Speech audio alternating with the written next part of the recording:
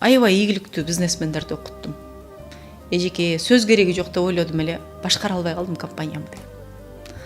Курулуш компаниялардын, чоң жеке ишканалардын сатуу менеджерлерин окуттум. Эл менен кардар менен сүйлөшө албай, мамилебиз сатуубуз түшүп кетти деп. Банктын жетекчилерин окуттум. Анткени мен эсеп менен жүрө берип, адамдын эмоциясы бул каражатка байланганын түшүнбөй калыптырмын деп окуттум. Ошондуктан сөз сүйлөө маданияты, ойду жеткирүү, чечендик, сөз чеберчилиги бул универсалдуу. Керек болсо сиздин абалыңызды азыркыдан жакшырта турган. Мамилелериңизди жайына коюп, каражатыңызды көбөйтө турган өнөр деп тартынбай, башымды бийик көтөрүп, анан этегине илеп белгисин коюп айткым келип атат. Ошондой.